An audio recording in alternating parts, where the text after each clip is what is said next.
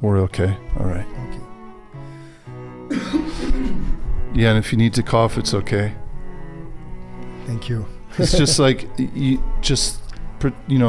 it's like we're at a coffee shop talking. Okay, I did that with Brother Paul Washer, I guess in last October. So maybe You went to coffee with Paul Washer? Yes, Yeah. yes. No, not coffee, but we were in their studio and Yeah. doing videos like this. Yes. Okay. Are we live? Yeah. We're live. Okay. We're broadcasting. We're not broadcasting. So you were just sitting and chatting with Paul Washer over various specific topics, or was this just recorded conversations like we're doing now? Yes, recorded conversations like we are doing Yeah. now. We were talking about the work in Brazil with Okay. him. He's a great partner of us, a great friend from more than a decade. Mm-hmm. And we were there, and he asked in a very dynamic way, oh, let's go there to the studio, let's have some conversation and then make a video or two, and then it becomes to 3 or 4. Yeah. Yeah. 3 or 4 videos. 3 or 4. Did you shoot them all at once, or were they spaced out? Like you would shoot one, take a break, shoot another one? I guess we shoot 2 in a row, and then we have a little space. My senior pastor talked with him in Spanish, Yeah. and then we came back and did another one. Yes. Yeah. Okay. Our videos are rolling, right? Yeah. Okay. So how's Paul Washer's Spanish? Oh, wonderful. Really? Because he was a Wonderful. missionary down there for quite some time. Yes, for 10 years in Peru, he was Yeah. there. Yeah. So he And- speaks a Peruvian dialect still? No. No? He I guess he can understand, of course, many things. I guess it's Quechua that they still do there, but That's a distinct type of Spanish or a dialect? No, a dialect, completely different. Yes, Okay. because they have many in the jungle. They have many different dialects. Okay. Yes. He was there from It's 10 almost years. like in different sections, or the tribes will have their own distinct dialects. Every tribe have their distinct dialects and full developed languages. And idioms and... Yes. So you said languages, so not just Spanish then. No. There's all kinds of languages there. Yes, you have maybe Tupi-Guarani, Yanomami, many others, Wairuna, and many others. How's your Spanish? Bueno, podemos hablar un poquito. Okay. No hay problema. Don't challenge me, because I'm not going to be able to speak very good Spanish or Portuguese Okay. today. That's Well, fine. we could try. So you are now in the States, yeah? Yes. And how long do you intend to be here? Is this just for theological studies, or are there other reasons why? I guess there are another reasons, because what we want to do here, I'm here for the DMIN program at the Puritan Reformed Seminary, but also I'm here to learn more about the church. So Yeah. I'm preparing to become a member at HRC, Heritage Reformed Congregation, and to stay there with the elders and to learn more how they manage the church, how they pastor, how they do the work of ministry. So I'm here to study, to improve my theological skills, but also to see the church life and bring these things to Brazil. I see. Okay. Are you intending to start an HRC in Brazil? Is that the goal? No, not at all. We have our church there for 15 years. Okay. The name is Calvary Covenant Church. Okay. We are Reformed Baptists, Confessional Baptists, but we have a close link with Dr. Beeke. Okay. So that's why we are partnered together, and we don't have any problems about baptism and church government and things like that. Sure. Yeah. So what is the influence of the Reformed Church, whether Baptist or whatever confession we would choose? What is the influence in Brazil? Oh, it's growing a lot. It's growing. Yes. I guess for the last 15 years, we are living there in Brazil what we never lived before, because we never had such a spread of the Reformed faith in Brazil that we are having right now. Many books, many publishers coming, maybe every month we have a new publisher starting their works and publishing sound books and publishing many different books from the Reformers, the Puritans, and then the Orthodoxy of the 17th and 18th centuries. So we are living a good time in Brazil with evangelism, preaching the gospel, the true gospel. It's a blessing that we are seeing there, and many Reformed churches are being planted all over the country. Yeah, that's interesting because the history of Brazil is, in terms of Christianity, is very interesting, isn't it? Because the Roman Catholic Church is essentially the default religion, yeah, and still massive influence. But then, what was it, just a few decades ago that the word of faith and the Pentecostal really started to take hold there?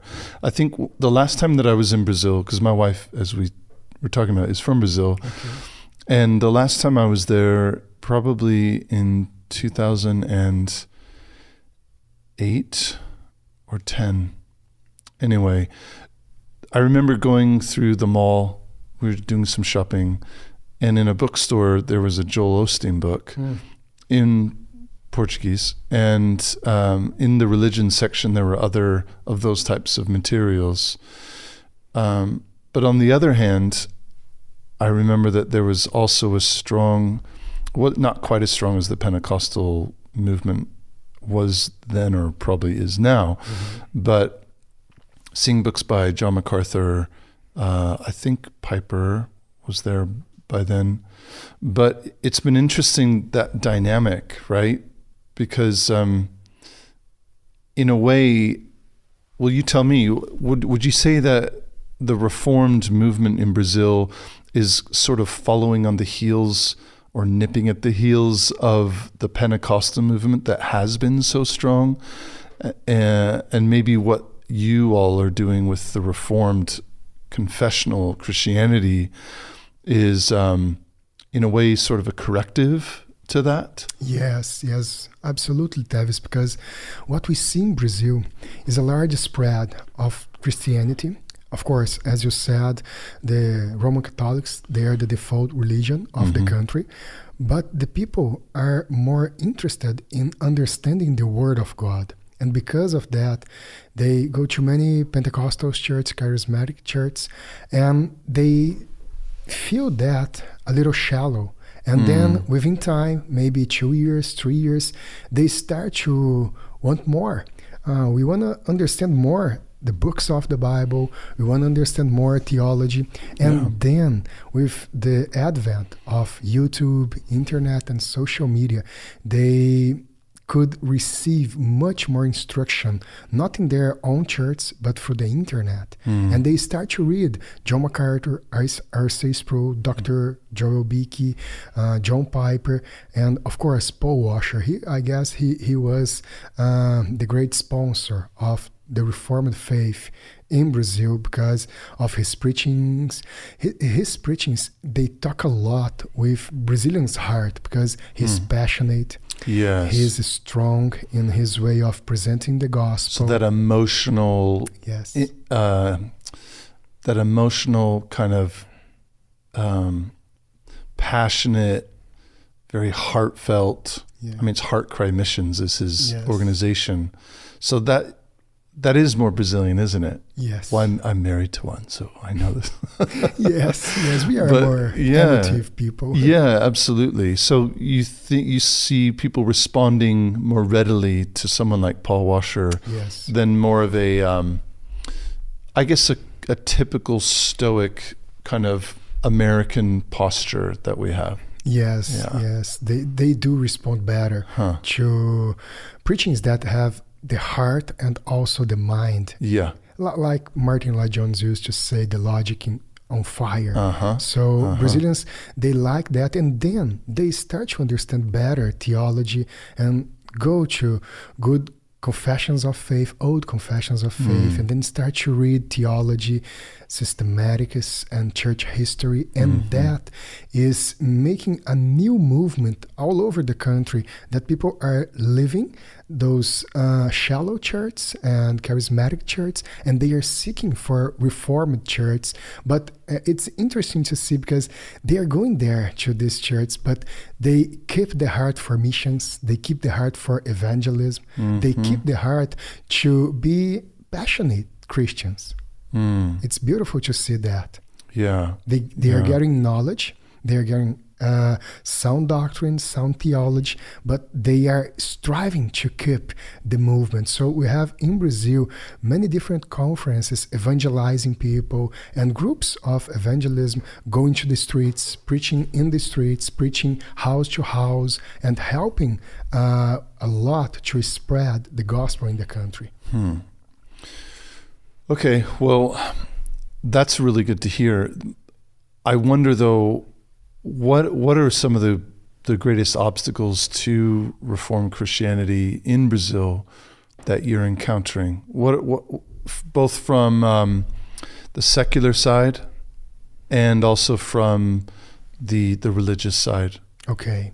In the secular side, Brazil, up to now, is a country conservative. The most part of Brazil, we have big cities that, of course, they are in love with progressivism and liberalism, and also this Marxism that is spreading all over the Western society. But Brazilians are conservative, so they still can stop to hear you preaching. They still can stop to hear you reasoning about the faith and talking with them in a sound way.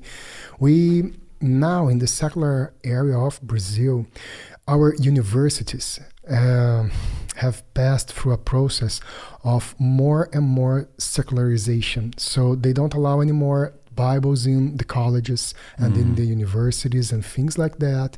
The Christianity is being swept down to the, I can't remember the word, but it's being pushed out from the media and also journals and newspapers. But in the universities, we still have many groups evangelizing and talking about the faith and talking about the gospel. This is one area of concern because we need to train these young people to evangelize and to understand in a very solid way their faith and keep preaching the gospel, and the most important thing, being believers, being people that were regenerated and then can share the gospel. And in the religious area, we have established in Brazil this charismatic Pentecostal word of faith movement, that everything is based on mysticism, based on the feelings and the emotions. So the people are learning more and more to rely on the Bible, on what is written, and not only in prophecies and new gifts and new spiritual experiences. Yeah. So that's a threat. But with sound preaching going on all over the country and good ministers preaching the gospel in their churches and also in social media, this is developing very fast in Brazil. That's very encouraging. Yes. Despite those obstacles that come. Yes. So I wanted to ask you what the difference is, however, between a Reformed Christian or a Reformed church in Brazil versus what you've seen here in the U.S. or elsewhere. I know there are the cultural differences between America and Brazil, but as you and I both know, there are cultural differences between someone living in Los Angeles or New York. Yes. Or down in Austin, Texas, whereas in Brazil, someone from Fortaleza is going to have a different cultural, just even attitude towards life than someone from Brasilia or from Copacabana or wherever, yeah? Yes. So, but just in general, I guess I'm wondering how consistent Reformed Christianity is in terms of its experiential nature and its its life both in and outside the church compared to what you have experienced from your time in the States? Okay. Well, first, I think that the Reformed movement in Brazil is a blessing. It is bringing a great amount of knowledge, understanding, instruction, studies, and it's improving the quality of the members of the church. This is beautiful to see.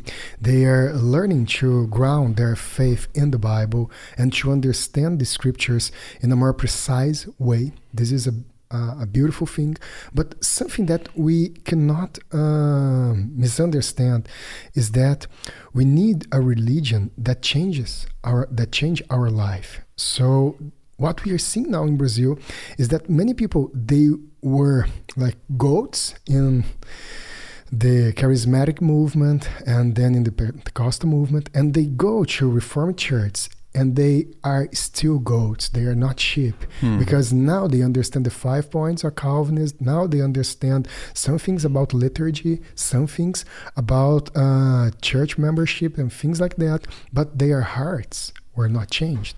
And this is a problem, because we need people that love the Lord. We need people that not only understand the doctrines of the Lord, because conversion is not just understanding the doctrine, is having a passion for it, having a heart set to seek God's face. Yeah. And that's what we are seeing now in Brazil. And this is a problem, because in Brazil, we see that many people, they are admiring things like here in the States, the new Calvinism. So you have many beautiful doctrines of salvation and soteriology and things like that, but they are disconnected from a daily life that glorify God, that exalts His kingdom in this earth. And here, at least the cities that I went in the States in the past years, traveling and also now living in Grand Rapids, it's beautiful to see Grand Rapids because it's like a big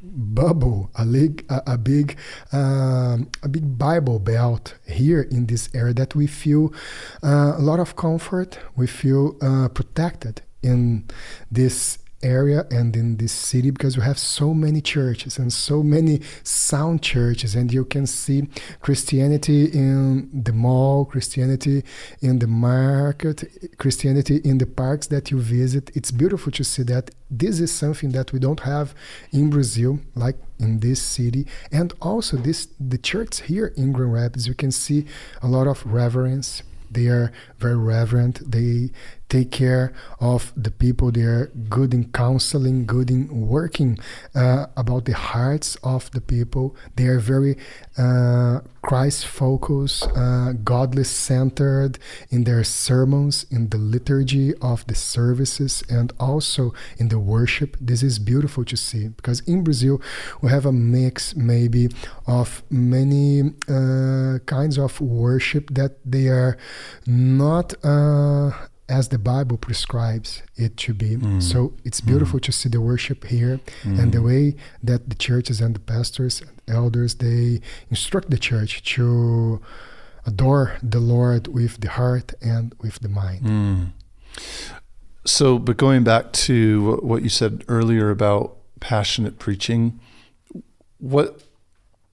how would you compare, for example, the singing amongst Brazilians versus Americans? Oh, it's different. We have a huge difference because in Brazil... Are the songs kind of the same? You're singing hymns? Yes, singing hymns. Many churches sing psalms. Many churches sing modern hymns. They do that. And what I see is that there's more passion in Brazilians singing. Louder. And you can feel the expressions in the face, and also the way that they sing, it's more passionate, and you can feel maybe more embraced in the congregations of Brazil, because you can hear the brother and the sister in front of you or maybe in your side singing, and they are singing so in a so sweet way and so passionate that that helps you to worship the Lord. And here we can see, like you said before, it's a more stoic position. It's a little bit more sober, a little bit more conscious about what you are doing and the right way to sing and the right way to pronounce that word. But I feel a little bit, I was talking with my wife the other day, that I lack this a little bit more passionate way of singing. Yeah. Well, that can be a personal thing too. Yeah. I mean, there's, even in Brazil, you have different personalities, but you have such a tradition of music in Brazil that's so rich. The bossa nova, well, that in particular, but just this culture that's used to singing together, even out in public. I remember every time we've gone to visit, almost every single restaurant has somebody singing with a guitar, and people just sing along, sitting there in their seats in the restaurant. And you never see that in the United States, except maybe in in certain bars where they're playing old 80s music that people remember. But it's a different context. It's very different. In Brazil, it feels like there's unity around this common cultural music that I don't feel like we have to the same degree here in the US. So I could imagine how in the church setting, especially when you have people that have been saved from within that culture where you're used to singing together and there's no inhibitions about singing in public. It's just natural that you bring those people into a church setting, and now here's some new songs, and they're not just about the things of the world now. Now we're singing to our Lord. We're singing to our triune God. I mean, I've experienced it myself in church services there, but yeah, I just recall how even the young children, there's more energy. It feels like it's nice. It's a bit uncomfortable at first for myself as an American. I'm like, oh, okay, and then you just get into it and nobody cares. Nobody cares. They want you to participate and be involved in that type of fellowship and unity in worship. Yes. Would that kind of be the same case for the preaching? Are Brazilian preachers, do they tend to be more impassioned? Okay, it depends. It depends. Yeah. We have very strict pastors that preach, like here in the States. They like to expound scriptures and to explain each word in their context, and then let the application for the Holy Spirit to do after in the hearts of the people. But in Brazil, what we can see is that Brazilians, they like to receive the Word of God explained to them in a very experiential way, and that helps a lot. Explain that. Let me explain. Yeah. For example, you are preaching in a text, then you should stop and just talk with the people and say, you know what I'm preaching here is the same of what you will see in your work, with your colleagues. It's the same that you are going to see maybe in your farm, in your daily life, in the home. So Brazilians, they like to understand the scripture's truth in their daily lives. And when you can build that bridge, it helps a lot for them, because Brazilians, they love to hear histories. So they love history, they love stories. And when you can connect using parables like Jesus used to help them to understand, it's much better for them. They can understand better what you are preaching. And if you can say those truths with good examples of their daily lives and also in a passionate way, that helps a lot. That helps a lot. Specifically in the country areas of Brazil, you will see that the people, when you start talking with them and you compare the things of the scripture with their daily lives and things that they are habituated to have in their conversation, they can understand much better. And maybe here it could help. I remember once I was in Ireland and I was talking with an old lady about the gospel. She was in like a public library there. And I started to talk with her, inviting her for the service in the night. And I started to compare it with things that she was familiar with. And that helped a lot with her. And then sharing the gospel with another man that he used to fight box in his youth. I started to give him examples from fighting and things like that, and that helped a lot. Mm-hmm. So maybe it's not something cultural, but I guess that the truths of Scripture, they are bring home to our hearts with examples and connections and bridges that we can build and help the people to see how that will impact their daily lives. Mm-hmm. Mm-hmm. Yeah. Interesting. Okay, so we talked about bad examples of publishing in Brazil, the Joel Osteen and others. But I think you've been involved in some publishing projects. Yes. You did mention Paul Washer. Mm-hmm.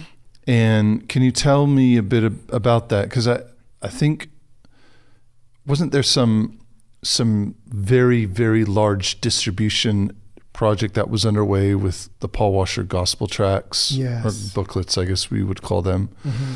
And of course, those were translated into Portuguese. Yes. Is that a project that's ongoing? Has it been completed? What's the story behind? Okay, I guess 2 years ago, when my senior pastor Paulo Jr. and I were here in the States, Paul Washer presented us this little tract of the gospel, this little booklet, and he said, "Wow, here I could make a great exposition of the gospel, but it's very simple, very, very easy for the people, the normal people and the average people to understand. I would love to have that in Portuguese." And then we started conversations here with RHB and also with Tavis Bohlinger, and we tried to organize the rights to have that book in Portuguese. And it was only last October, that we could have the rights of the book. We translated it, revised everything, and then we make that translation to sound familiar to Brazilian people while we were working with the translation. In the editing process? Yes, in the editing process. We start to think, well, maybe someday this book will arrive at the hand of a farmer, or maybe of an Indian in Amazon River, or maybe of a gaúcho in the south of Brazil dealing with his cattle and things like that. We start to think like young people in the capitals and young people in the beaches, and we start to try to understand how they would think. And during the editing process, we try to make that in the easiest way we could. Yeah. So everyone, from the people in the city, the people in the jungle, the people in the fields, they could understand the gospel. And then when that was finished, we could have a good price printing those books in Brazil. Yeah. And now we are selling them then in Brazil for 50 cents. It's 50 cents. 50 cents. In Brazilian money? Reais? 2 reais. 2 reais. Yes, it's very, very cheap. Yeah. And then our goal is to print 1 million copies of that tract. Okay. Up to now, we already sold 200,000 books. Wow. And now in how much time? I know that 2 weeks. In 2 weeks. 2 weeks. 200,000 copies in 2 weeks. Yes. Is Justin here?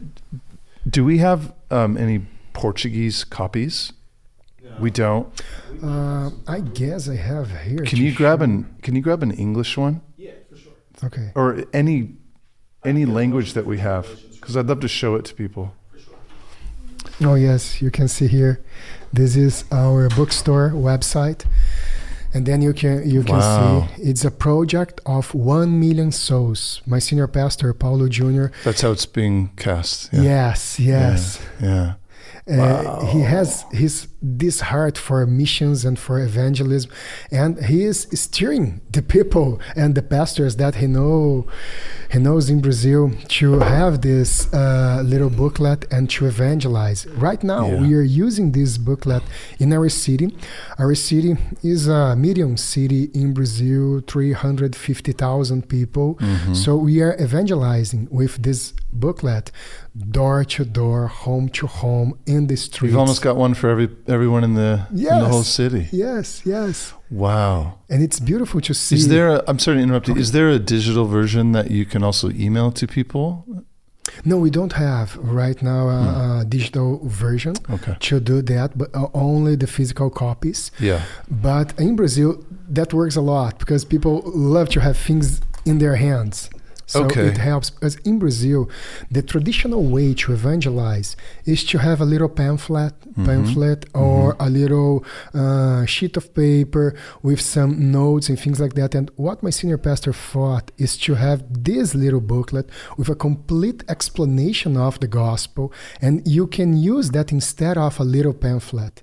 And that would help the people and even church to understand better the gospel. Because they are using now this booklet to make study groups and to evangelize in colleges and to evangelize in universities. Wow. They are using that in favelas. Maybe you are familiar with this language of favela. Yes, we visited some churches in the favelas. Okay. That was an incredible experience. Yes. Yeah. And then we have sound doctrine and a brilliant presentation of the gospel arriving in the hands of these people. And they are learning now what is the gospel, what are the demands of the gospel, that you should repent, that you should have conviction of sin, that you should see yourself as a sinner and then have faith in Jesus, but not a vague faith. But you understand that he justified you by his blood, by his cross. And then you have those big doctrines like atonement and justification by faith explained in a very, very simple way. Thanks, Justin. Okay, so let's see what we got here. Is that Arabic? I guess this is Arabic. Yeah, it's Arabic. Is this? What language is this? Ukraine? Is that Ukrainian? You think so? I guess maybe. I don't know for sure.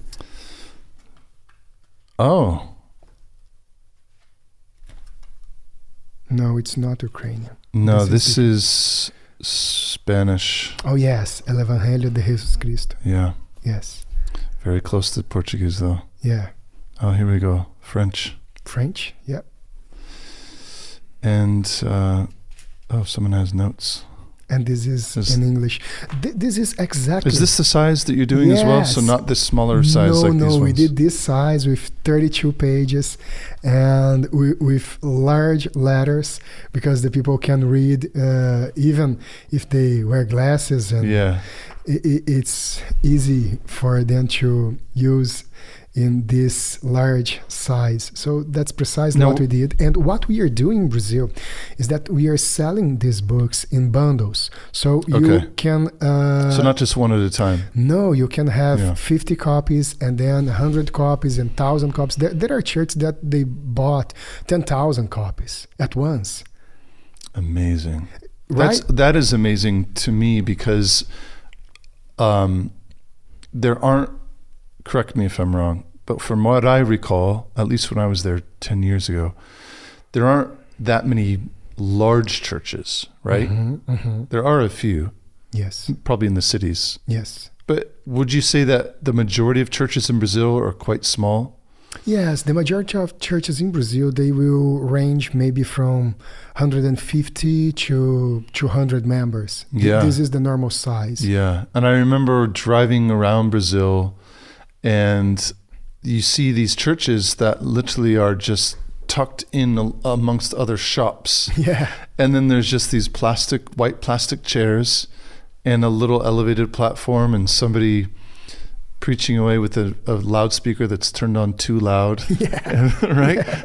Why do you guys do that? I'm not saying your church does that, but no, this is common in Brazil. yeah, the cars that drive around with the loudspeaker on them, Yes. announcing buy this toothpaste or whatever it is. Yes, they do that a lot in Brazil. Yeah. It's common in Brazil that you have people selling milk and groceries in the street with this loudspeaker. So they do the same with the gospel.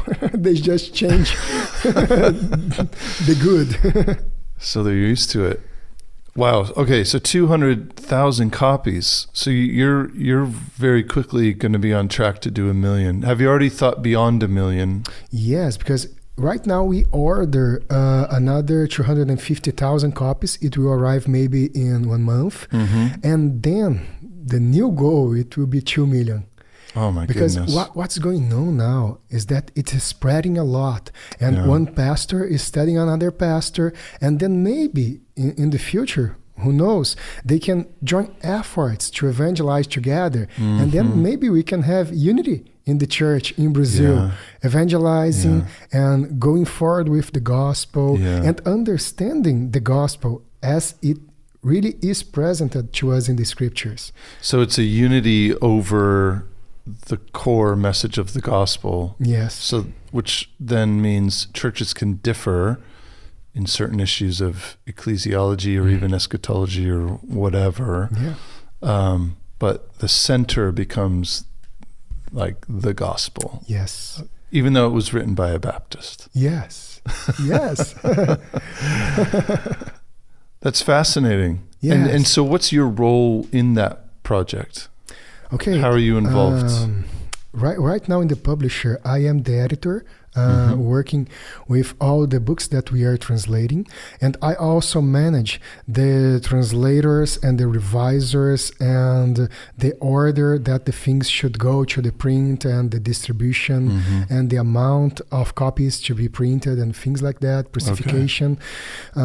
Now that I'm living in the States, there's another sound man, Pastor Cunha. He took my place in the church in Brazil and also in our publisher and in our missionary society. He's working there, but I still edit here in the States the books that we have. In this project, I help to lay out everything and to prepare everything for distribution. And then my senior pastor, he is doing a great job to contact all the pastors that he knows and to help this to spread a lot in the country. Because our goal is not to have all this printed and then, we have 2 million copies of this. No, we want the people to read that. Yeah. We want to train the people how to do that. So now in Brazil, we are doing many videos explaining the people how to use these booklets. For example, my senior pastor, he did a series on the gospel, teaching the church how to evangelize. So he started, I guess it was 18 messages. Yeah. And then he started to teach what the gospel is and then how you communicate this gospel to different kinds of people. And then you start to evangelize maybe that businessman and then that athlete and then that housekeeper and many different people.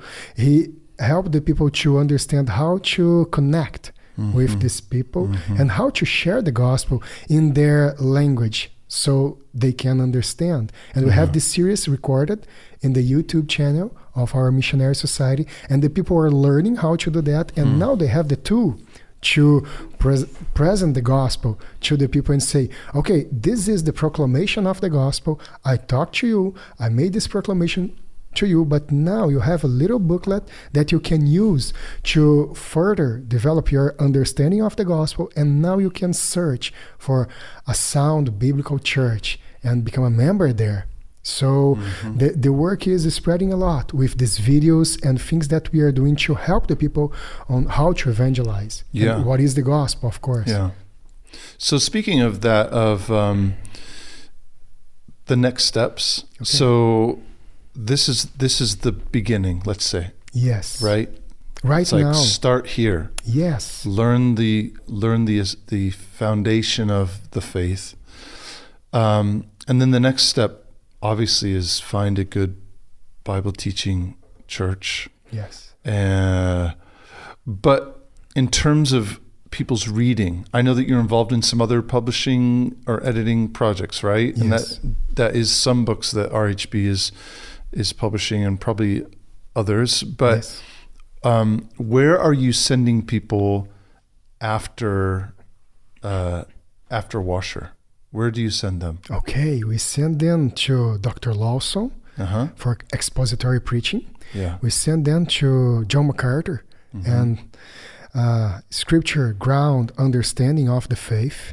And then to Dr. R.C. Sproul. His ministry in Brazil has a beautiful impact because his way to teach the truths of the gospel and the truths of the Bible in a very tender and a very passionate way. Sproul had done a good work in Brazil. And then to Dr. Joel Beeke, with his many books, he is having now in Brazil large influence because of his study Bible and also his books. We send them to good Bible teachers.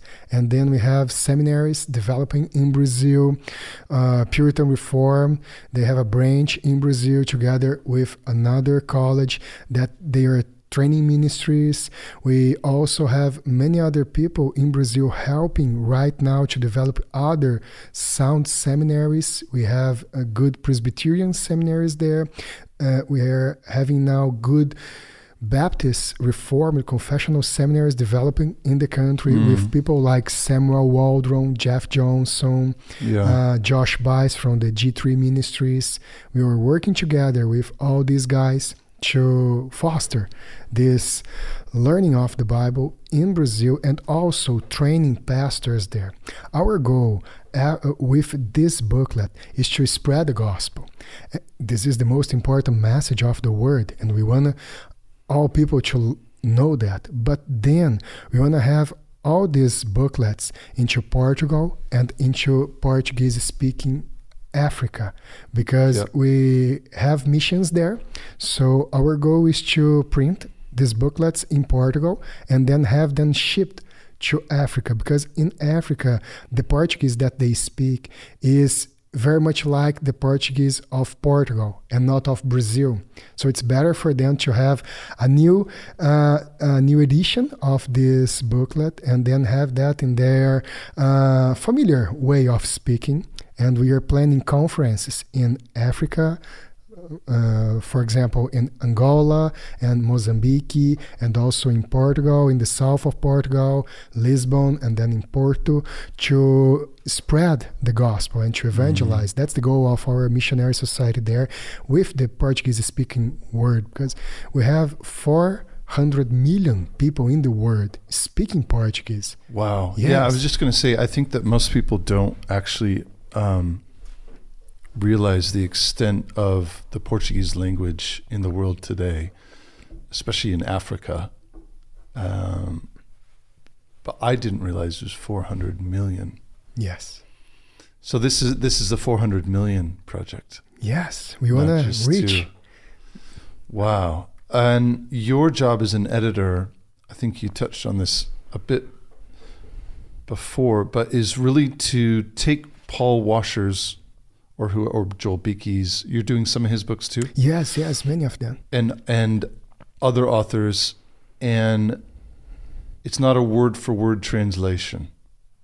We try to be the you're more saying literal. As close as you can. Yes. But you're also much more intimately aware of as you say, the farmer, yes, the businessman, the housekeeper, these different people in the society of Brazil who it sounds like you understand better what's needed in the way that it's written for them to be able to grasp and comprehend what's being communicated. Yes, maybe the disposition of the sentences and maybe using other synonyms. How can I say that? Synonyms for them to understand better what is being said. Of course, without taking the central message and also the authorial intention.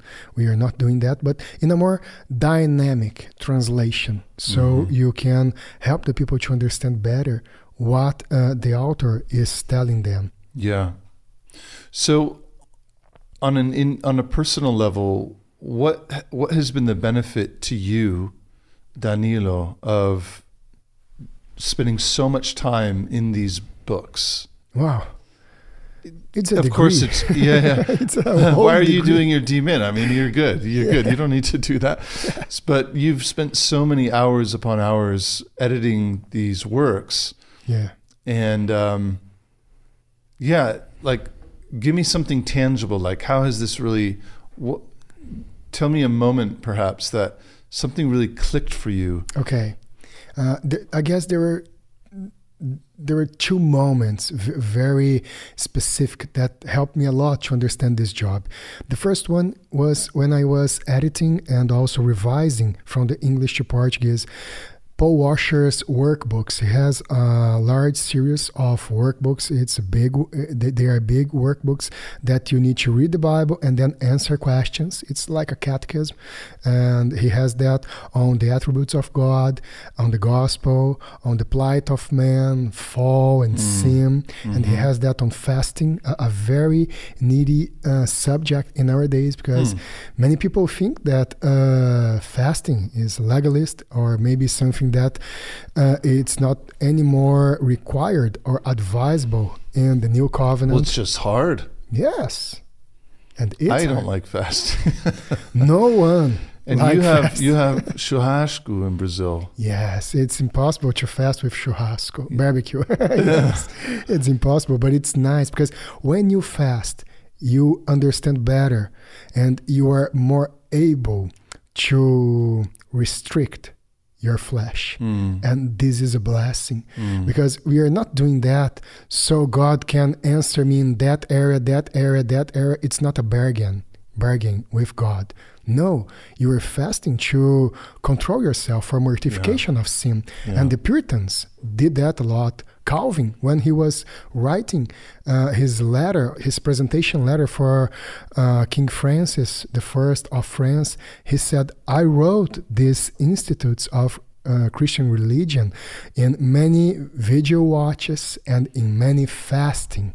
And this is something important to know because the Reformers used to do that.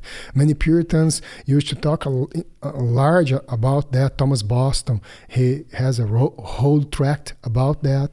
So Paul Washer took all this understanding, this Reformed and Puritan understanding of the fasting today in this workbook, and then another workbook about the scriptures. And when I was editing these works, I stopped a little bit and I start to think, wow, one day maybe one of these workbooks will be in the jungle, will be in the fields down in Brazil with people taking care of the cattle, and will be in the hands of a student maybe in São Paulo or Rio de Janeiro, great cities in Brazil, more than 10 million people living there. And maybe the work that we are doing now, it will help these people to understand the gospel in such a way and to understand the Bible message in such a way that it will enlighten all their communities.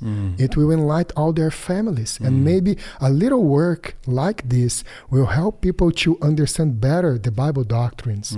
This one was one of the most impressive impressions that I received during this work. And another time I was working in a systematic theology and thinking about that, and I thought, wow, we need people to understand better dogmatics and systematics, because when they understand that, they were between the boundaries of what 2,000 years of church history understood about that subject. And they can be sound, they can reason in a very solid way. So that's important to understand all these doctrines, but in connection one to another. And that's very helpful, because then you start to think better how to recommend that book to a fellow brother, a fellow sister, how to help them to understand better the doctrines of the Word of God, and using all those doctrines in their personal lives. Yeah. It's impressive. It's impressive. It's a privilege. I heard once Dr. Beeke saying that he said, wow, I'm a pastor, and this is so nice, such a ministry to be participating in the work of the ministry and helping the kingdom of God to spread. But there's a beautiful thing, because I am paid to do that. How in the world I have the best job, I have the payment to do this job. I'm the most happy boy, happy guy in the world. It's beautiful to see that. Yes. To get paid to theologize and to write and to teach. Yes. Yeah. Yes. Speaking of reading, is well, I have two questions, but I'll start with this first. Is Brazil much of a reading culture? No. Brazilians, they don't like to read. It's not really part of the culture. No. So, and from what I know about Brazil, just my personal experience, is most people don't go to university, yes. Correct? Okay. And also, sorry for interrupting, but now we have many people going to university, to college, but we have a structural problem in Brazil that many people, they read, but they don't understand what they read. Many people, they are literate. They can understand the things that they are reading, but they cannot interact with what they are reading in a critical way. I see. Yes, that's a problem in Brazil, because we have many people with college degrees that they are not able to work. They are not able to develop their professions and things like that, because they don't understand the subjects that they were exposed. They only have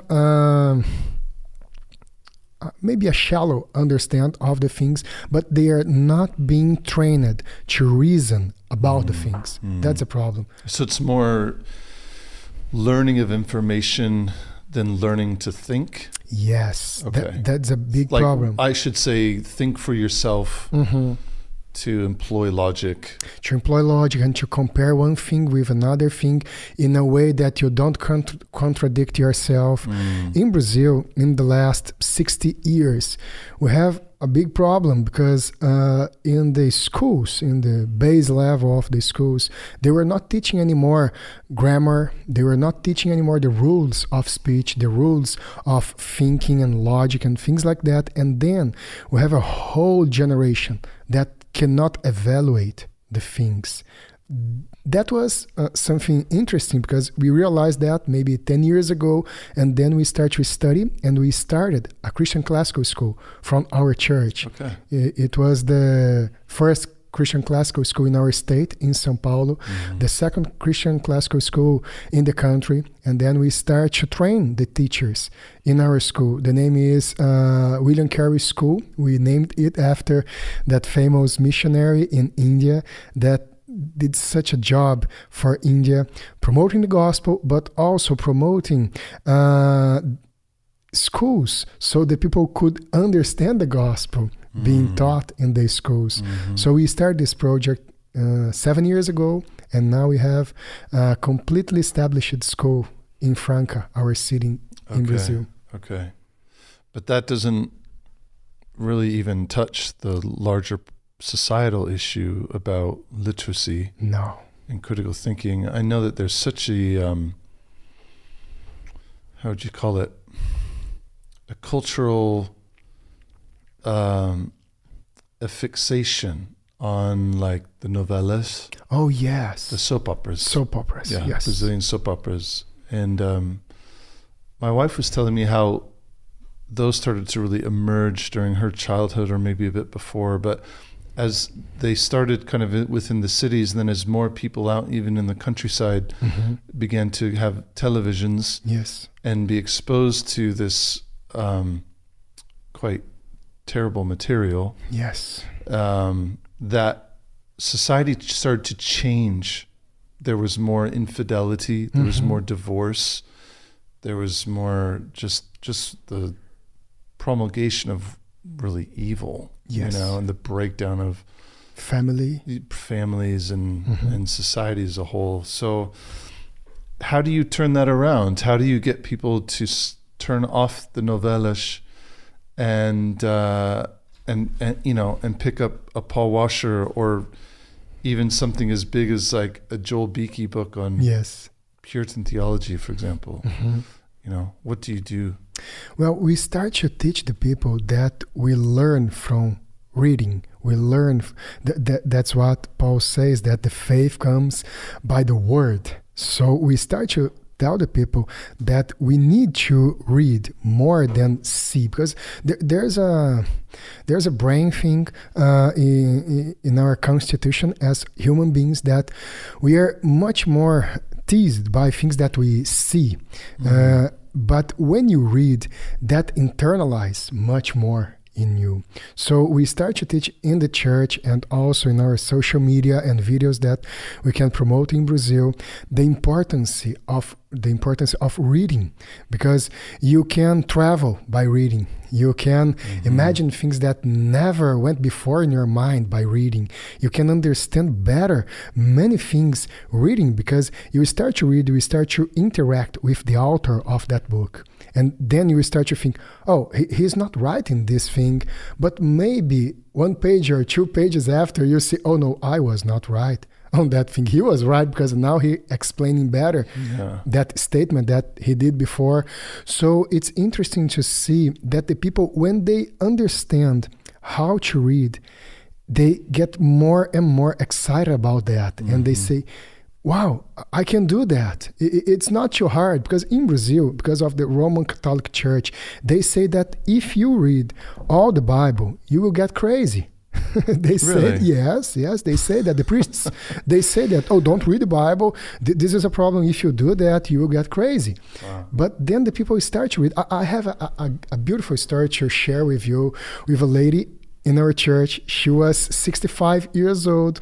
She was illiterate. She could never read a page for herself in the whole life. And then she started to attend the church and to understand the gospel. And then eventually she got saved, and she was like that. Wow, I need to read the book of God. I need to do that by myself. Of course, I have good preaching here. I have good teachings here, but I need to read. And then she came back to school, 65 years old lady, a grandma. And she got back to school to learn how to read with 65 years. And she go to that school for adults in Brazil, and she was in the newspaper of the city. Dona Maria was her name. She's learning how to read, and she was even so excited about reading that she was contagiating all the other adults in the class. And then she got to know the letters and to know the sentences, and then how to decodify everything and to understand how to read. And then she started to read the Bible. That was amazing. And this is a work that the church did a lot here in the state in the 18th century, and also in England and in the continent of Europe. The church with Sunday morning schools, they did that a lot, and they helped to develop education. Calvin, he had a sentence during the Reformation. He used to say, one church, one school. You need both. And Pierre Viret, that worked with him in Geneva, he was doing all this work to have all the Genevans able to read and understand the Bible. So that's what we are trying to foster more and more in Brazil, to help the church people to read more, and they are reading more and understanding better the doctrine. Yeah. So it starts in the church. Yes, in the church. Wow. I guess everything important in the world starts in the church. Yeah. Because in Brazil, even just recently, we've been seeing quite a lot of dramatic kind of upheaval in the political spectrum. Yes. You have Lula coming back into power. Unfortunately. Yeah. Yes. Bolsonaro he's back in the country, yeah? Or is he out still? I guess he's here in the States still, because he's facing many problems there, many suits and things like that. Yeah. So in this context that appears to be getting darker, at least in terms of the political context and therefore everything else too, societal and whatnot, is, I'll give a personal example. We have family in Brazil that wants to get out. They want to leave. And it's a big question probably for many Brazilians, is what's going to happen to our country? Are we going to become like a Venezuela? Or, can this be turned around? But as another example, I have a friend who's a pastor in Los Angeles who has seen many of I think half of his church members have left California for political reasons. They got tired of the progressive kind of political push that's been so strong there, and they've moved to other more conservative states. But that's left him with a void. Matt Jones, Delray Church, I see you, buddy. It's this feeling of, hey, I understand that you need to leave, or there's this compulsion to leave, but there goes the light of the gospel in a sense. Yes. And so, of course, not placing judgment on the people that leave. There are other reasons why they perhaps felt like they needed to go. But that does mean that, the house that they were living in and the neighbors that they had have lost a light, a gospel light from their presence. And you multiply that times, I know it's thousands, it might even be millions of people that have left California. And I don't know if there's been an exodus out of Brazil. I just haven't seen it reported anywhere. And that may be happening even on a small level. But let me bring it around to a question to you is, what do you see as the role of the Reformed Church in Brazil in the midst of this upheaval and uncertainty and confusion and really ultimately fear about the future of your country? Okay. Well, we have good examples in church history where we can look and see that we have people living in places of hard persecution and places difficult to share the gospel and to give sound testimony of the faith. But we also have places and times that the church stayed there and was a light to a dark world. So we have to balance these things. I don't think we have an answer in one position and then another answer in the other position. I guess we have to balance all the things, because in certain cases, it's important to live. It's important to not stay there. For example, there's something that many people maybe don't know. When you have that persecution in the Church of Jerusalem in the 1st century, the church almost died. And then the apostles need to run out and to spread the gospel. And that was something that in God's sovereign desire, he did that persecution to occur, to spread the gospel all over Judea, and then after in the Mediterranean basin of Europe and North Africa. But then you have Antioch, and the church there was flourishing, and the church was thriving, and the things were going so well that they started to send missionaries, but they also stay in that culture and stay testifying about the gospel there. But there are some times that the church will face so hard persecution in a place that maybe the church there will die. We can see that then in the 2nd century and in the 3rd century with cities like Thessalonica, like Ephesus. We don't have a strong testimony there, and those places became almost filled by Muslims and things like that. Yeah. Okay, that's a problem. But looking in the reality of Brazil and what you also mentioned about California, John MacArthur, he said something very interesting. They asked him, why don't you leave California? Why don't you leave Los Angeles? Well, I need to be here. I need to be a light here. That's the place that I need to be, because if I live here, if I leave this place, I will leave this place without a gospel light, without a gospel testimony. So I need to be here and to shine the light of the gospel to this society. Although they don't want to hear, I'm here like a sting, piercing their consciences to say that there is a God and that sometime they will appear before the judgment seat of this God. So it's important to do that. Many Brazilians, they are now a little bit frightened because of the government and the changing from a conservative government to a more liberal government, and even a socialist government and Marxist government. But Brazil is big. Brazil is almost as big as the United States without Alaska.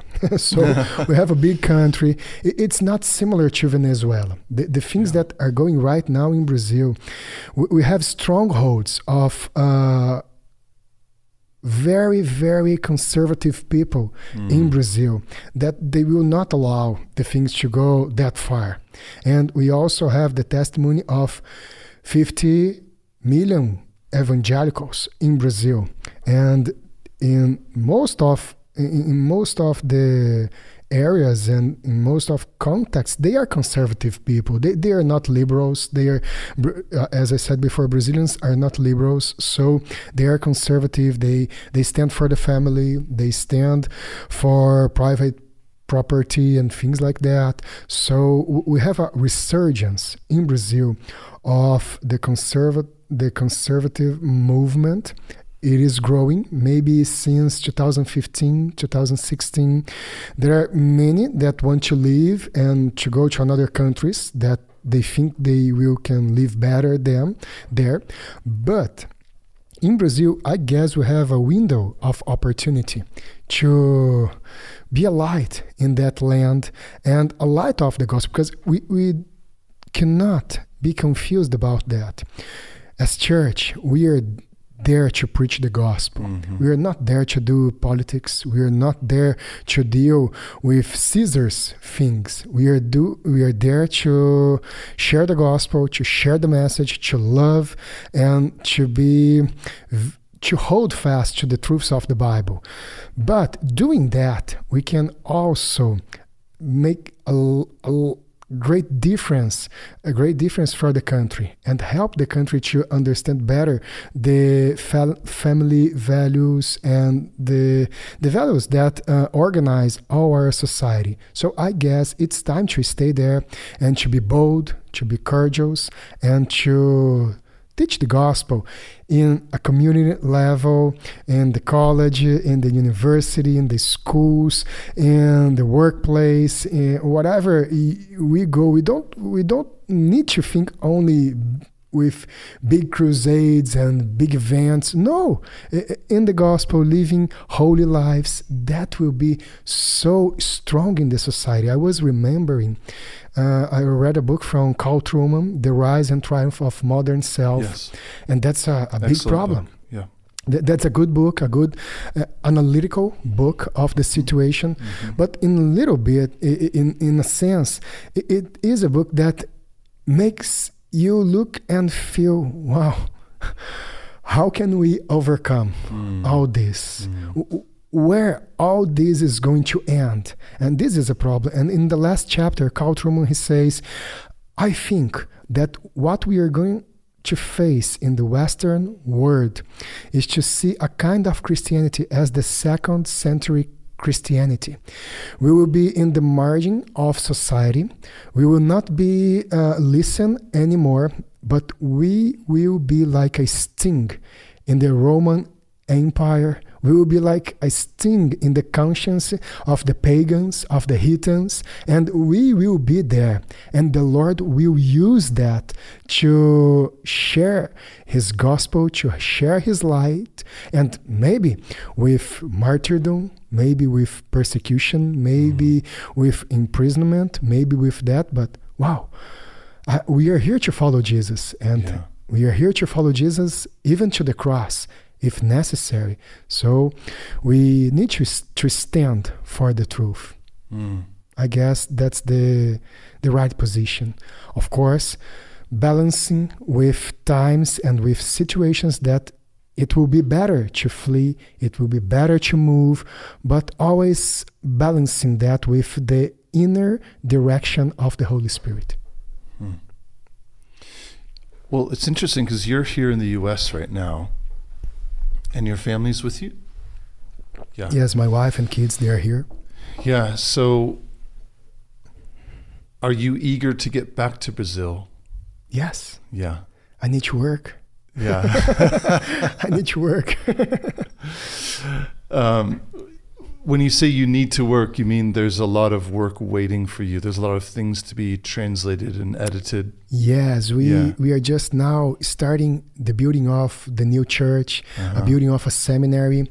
We have good fellowship and partnership with Puritan Reformed and also G3 Ministries with Josh Bice and Scott Aniel, and also with Paul Washer. So we want to bring teachers to teach in our seminary in Brazil. We want to train pastors that are already in the ministry to do better the work of the ministry, but we also want to train a new generation to church plant in Brazil, because we cannot see all these things going on in the Western society and be with arms closed, be like just watching the things going on. No, we need to work, we need to press forward. We don't need to retreat and to desert our great King. We need to fight for him.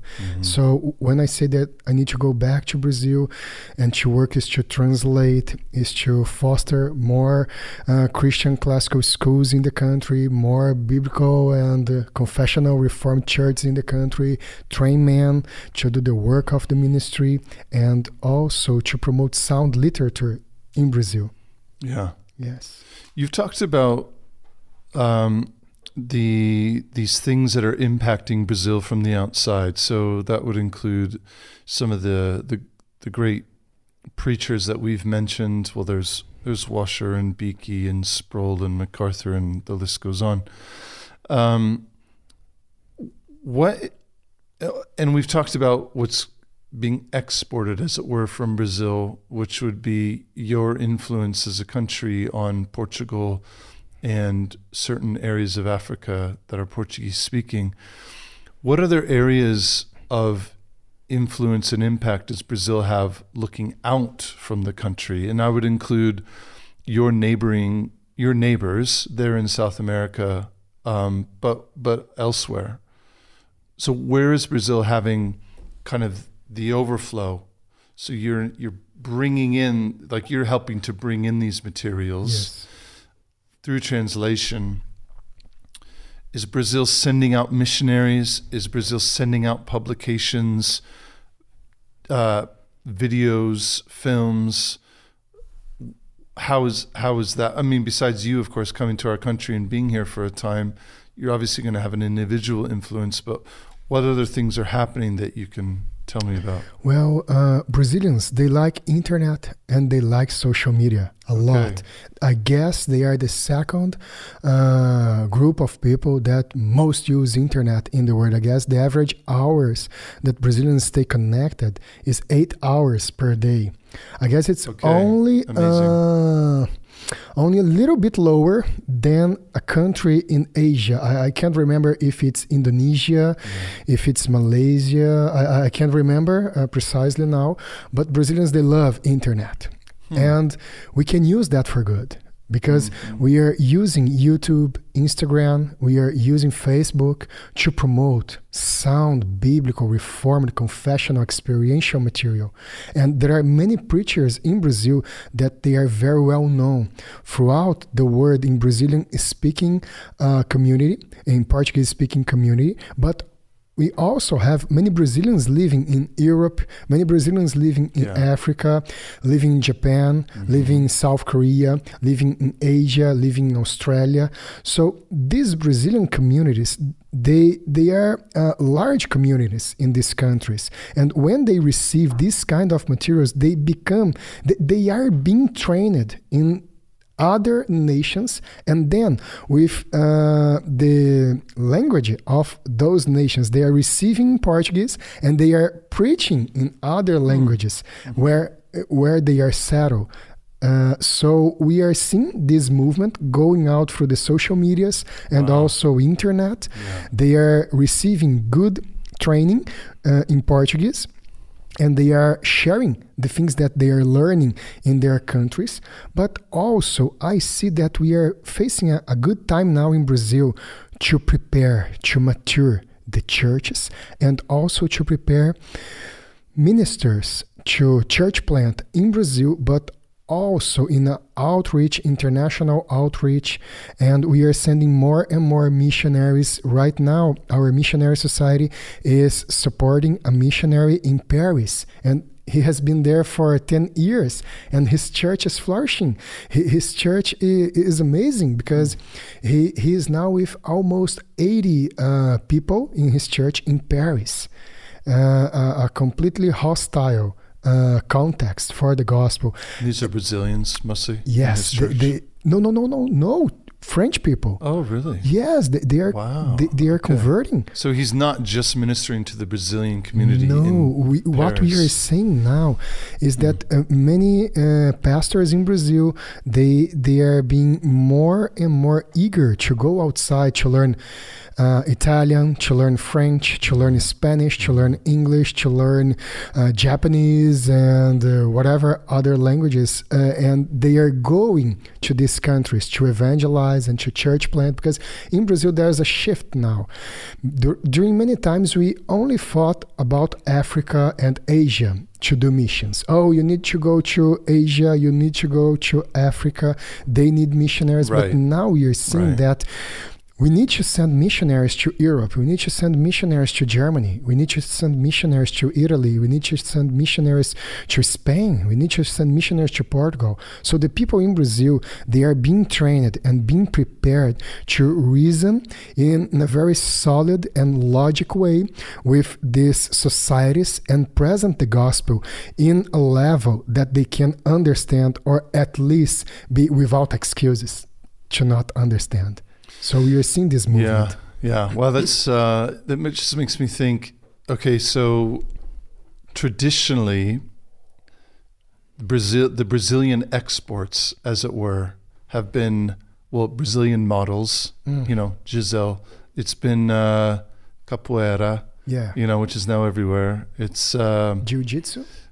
Brazilian Jiu-Jitsu even more. Oh, yeah, of course. The Bossa Nova, this music style. So these are the things that Brazil, or Carnival, these are the things that Brazil is known as sending out into the world and influencing and impacting the rest of society. Yes. How amazing if it was pastors like yourself and others who bring this particular Brazilian flavor of that passion combined with logic that could, amazing in all places, Paris, yes, or these other great metropolises of the world, and not just be there for the Brazilian community, but as, again, not as a novelty, like people being drawn just for the sake of the passion and the Brazilianness of the preaching or the pastor, but actually because you have men and women who are going out just on fire for the gospel and proclaiming the truth of this triune God whom we serve. Yes. That's something to look forward to. Yes, I guess this is precisely the time for maturation in Brazilian church, for better understanding of the doctrine, better training of pastors. But I guess maybe in 10 or 15 years, we will see a larger spread of Brazilians in the country, because Brazil is also an unreached country. We need to church plant in many places. There are many cities in Brazil that don't have churches there. Yeah. We need to go forward to evangelize the jungle. We have a whole country in Amazon and in the Amazon River basin. So we need to spread the gospel there. But also in Northeast Brazil, we have many, many little communities, little populations there that they never had a sound church there. We need to spread in the country, but I'm really glad and excited to see that Brazilians, they are now understanding better their role in sharing the gospel, not only in Brazil and not only receiving, because we were accustomed to receive, to import many things from Europe and many more things from the US. But now we are seeing that no, it's time to develop what we already receive, understand that better, and then send forth it. Yeah. So it's beautiful to see that. Yeah. And it starts with guys like you. Oh, and many others. Right, but I'm saying the impact, and I know you need to leave soon, the impact of a guy like you is that, and I know you're not the only one, but the impact of a guy like you, and the reason why I'm so honored to sit and talk with you, is that you are in your study by yourself, doing these editing projects. Those get multiplied to a very large scale, so that many thousands of people can be impacted by your decision on how to translate a certain word, so that, you know, the housewife or the farmer can read it. Yeah. That's incredible. So I just want to encourage you as you continue on in this work you obviously have a huge passion for history. I heard that come out in our discussion. Yeah. And hopefully what you said about Brazilians loving history is true, because to know history, you must read history. Yeah. But you're obviously a very smart guy too, but also full of passion for the Lord and his word going forth. So Danilo, thank you for coming on here. I wish you all the very best. Thank and you. I hope that however long you're here in the US, we can continue to sit and chat, because there's so many more questions I have for you. Yes. But let's do that. I know we're running short on time, so No problem. And there's another thing worth of mentioning. Yeah, please. The videos in YouTube. Okay. They are spreading so much in the country, because the people are there cooking, and they are there working, and they are listening to good preaching. Yeah. And they are getting in touch with good preachers. They are getting in touch with good book names, and then they go back and I want to read that. I want to listen more about that doctrine. So there are things going on now in Brazil, unbelievable. Maybe 20 years ago, we have common people talking about the hypostatic union of Christ, and you say, wow, you know a big word in Greek. It's beautiful to see that, and to see even young people talking about that. Oh, you know what? I'm reading the Holy War of John Bunyan. Oh, I read the Pilgrim's Progress, and you see that in boys, 7 years old. So 8 people years are reading old. the actual Puritans. Yes. In Brazil. Yes, they are reading a lot. There are many publishers just being born right now in Brazil. They are starting their works in Brazil, and they are translating many books from the Puritans, many books. So it's beautiful to see that.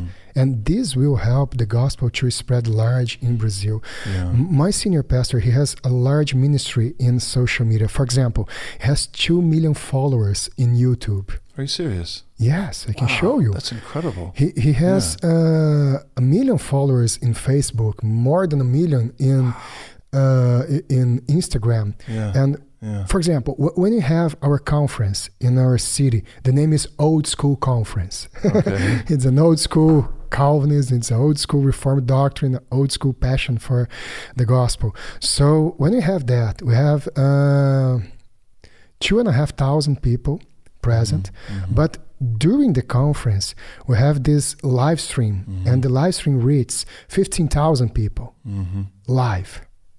So after 2 or 3 days, it's 60,000 people. And then after a week or two, you have 150,000 who people. watch it after. Yes. Yes. Yeah. So there's a large impact. And this is not only happening with my senior pastor, Paulo Jr., but also with other pastors in Brazil that they are sound, reformed, biblical pastors, and they are helping to spread the gospel. During the pandemic, there was such a beautiful thing happening because this prosperity preacher gospel, the preachers of this kind of gospel, they need the people in their church so they can make pressure over their minds. Yeah. They can press them to give money, press them to do this and that and that.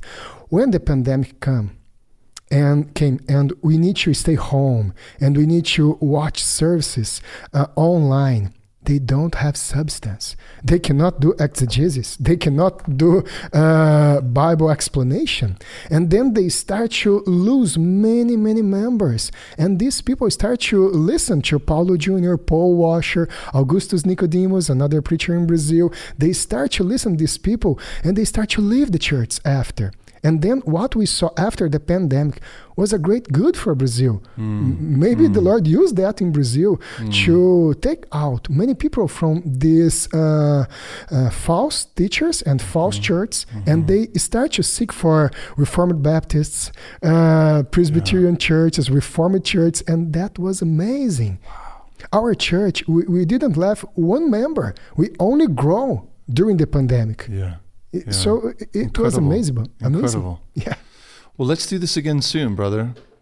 I'd really enjoy that, and I'd really like to talk more about what we just touched on. Is two things, but is the influence and the impact of the Puritans in Brazil. Okay. Because we didn't really talk much about that, which is fine. But next time, I'd love to talk about that, and also the power of social media, because it seems like, from my perspective, that Brazilians you guys are very savvy with social media. Yeah. You know how to use it well.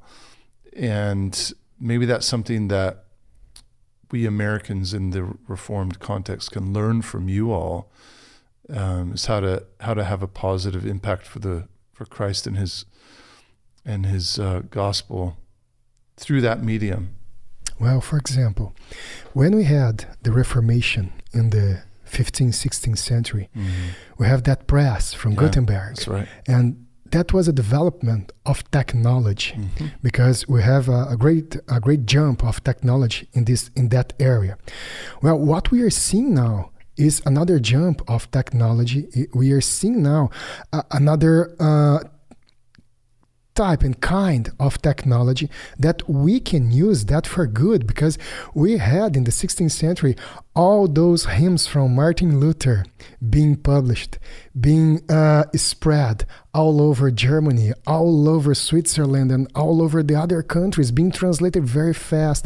And with that mobile type invention from Gutenberg, we could have all that in the hands of the common people. And now this is coming around and coming back again, because we have this big media and all these TV programs and TV shows. We don't have space on that to share the gospel, but we have now in the hand with a smartphone, with a laptop and things like that.